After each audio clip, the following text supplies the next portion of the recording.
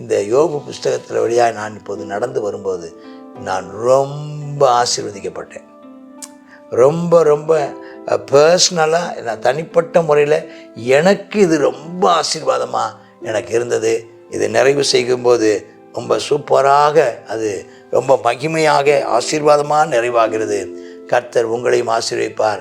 இதோ ஆசீர்வாதத்தின் எல்லைக்கு வந்த உங்களை கர்த்தர் ஆசீர்வதித்து இனி வரும் காலங்கள் ஆசீர்வாதத்தின் மகிமையின் பாதைகளாக இருப்பதாக.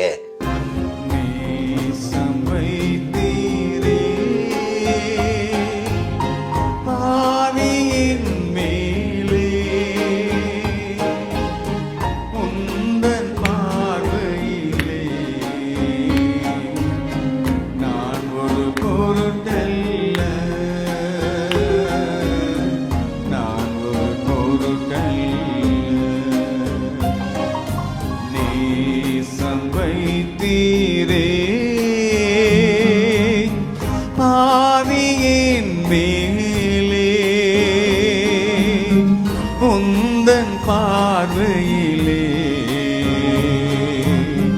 நான் ஒரு பொருட்டல்ல, நான் ஒரு பொருட்டல்ல.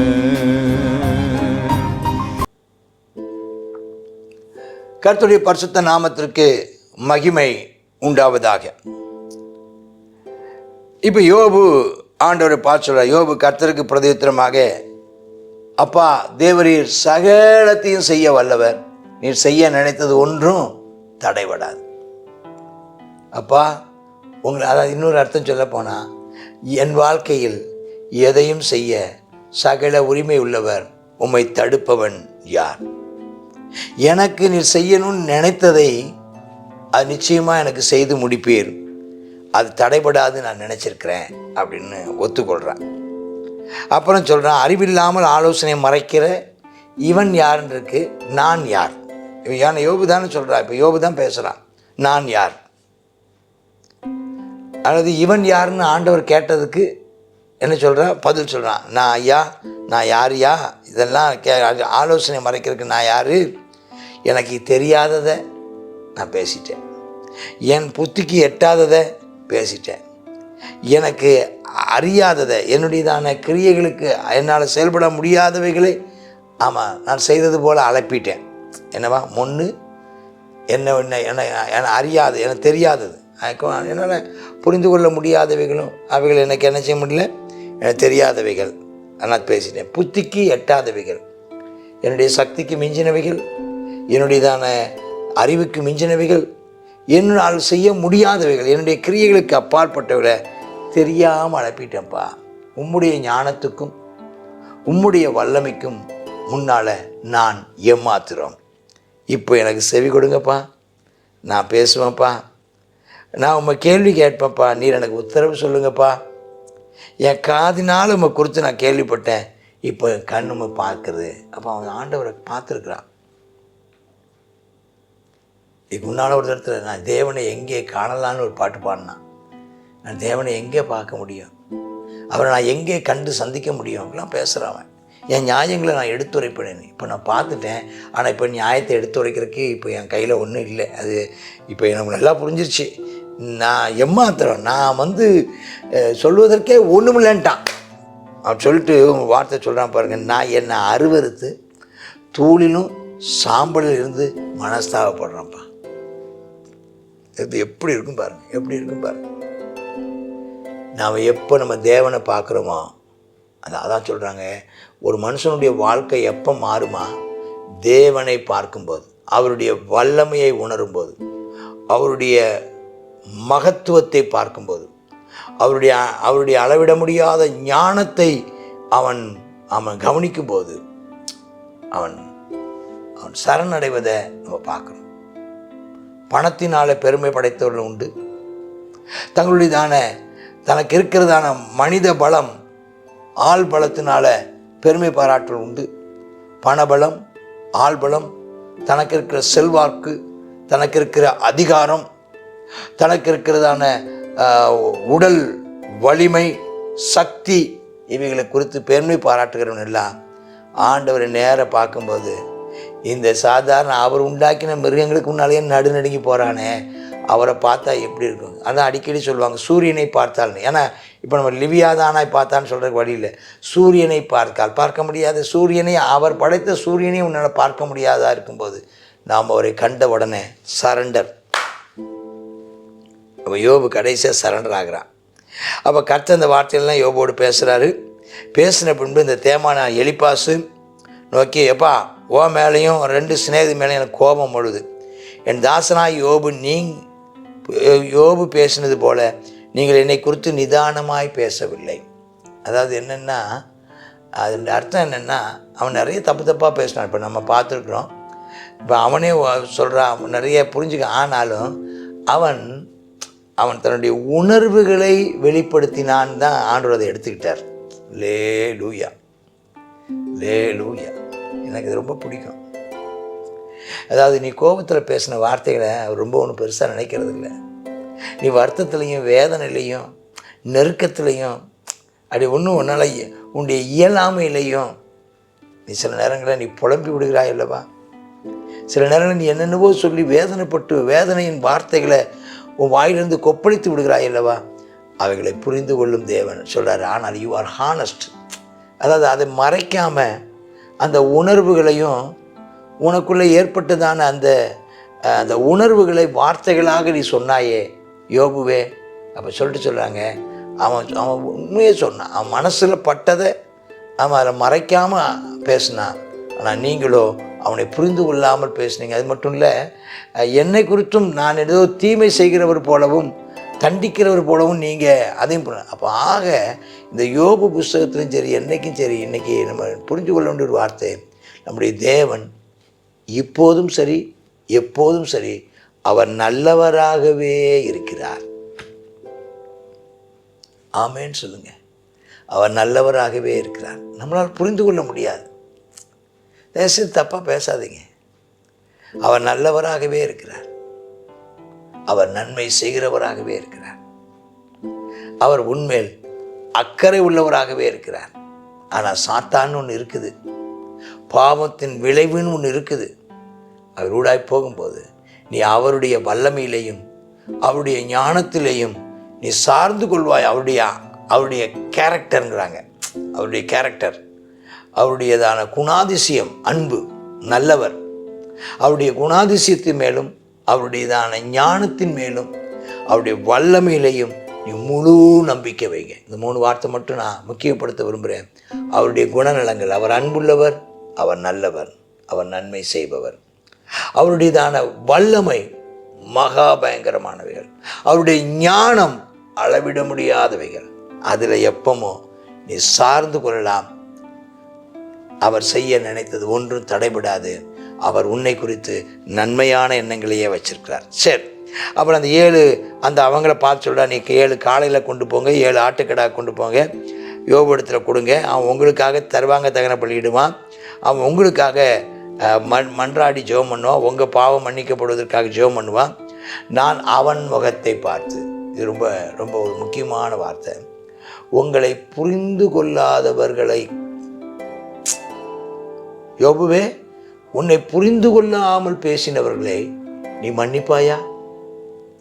உன்னுடைய சூழலையோ அல்லது உன்னுடைய வேதனைகளையோ அல்லது உன்னுடைய உணர்வுகளையோ அல்லது உன்னுடைய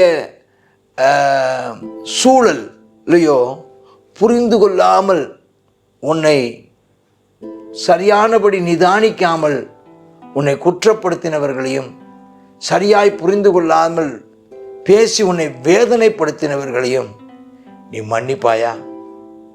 யோபு மன்னித்தான். ஆண்டவர் மன்னிக்க கூடியவன் என்று ஆண்டவரும் அவனை குறித்து சாட்சி கொடுத்தார். அவனை செய்து அவன் பார்க்க, அவன் நல்ல முகத்தோட பேசி அவன் முகத்தை பார்த்தார், அவன் இருதயத்தை பார்த்தார், அவன் முகநாடி மேறுபடாமல் இருந்ததை பார்த்தான். இன்னைக்கு இந்த வார்த்தையை கேட்டுக்கொண்டிருக்கிற அன்பு சகோதரா, அன்பு சகோதரி, என் நண்பரே, உங்களை புரிந்து கொள்ளாதவர்களுக்கு மேலே நீங்கள் வருத்தத்தை வைக்காதீங்க. யோபு ஜெபித்தார்.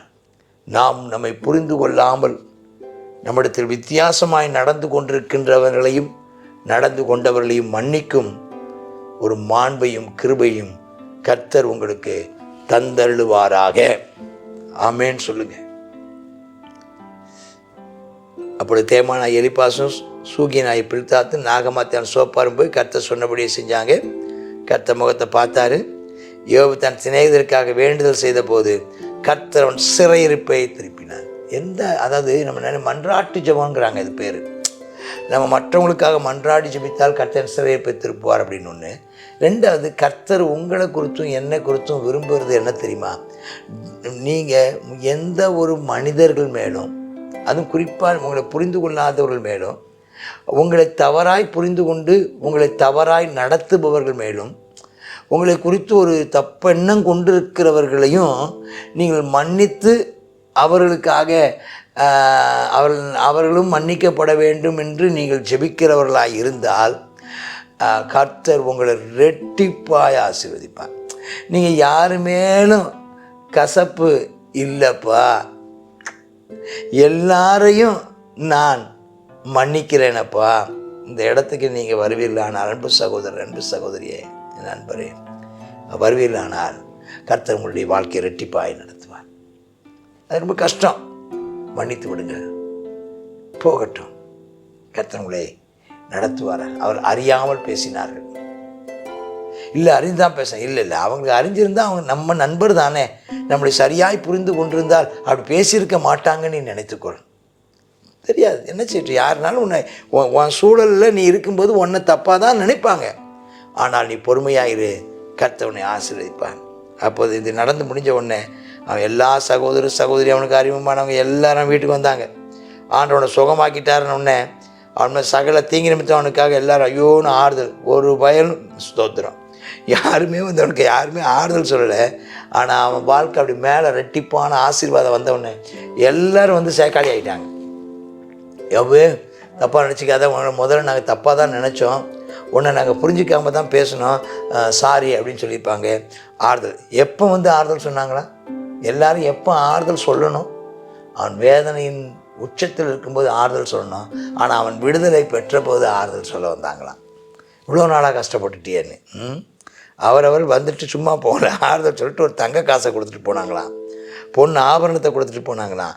அந்த ஆட்கள்லாம் கொடுத்ததை வச்சு திரும்பவும் என்ன செஞ்சானா, அவன் முன்னிலைமை பார்க்கணும் பின்னிலைமை ஆண்டவர் ஆசீர்வதித்தாரான். இப்போ அந்த ஆட்கள்லாம் கொடுத்த காசை வச்சு 14,000 ஆடு வாங்கினானா, 6,000 ஒட்டகம் வாங்கினானா, 1000 ஏர்கள் வாங்கினானா, 1000 கழுதை வாங்கினானா.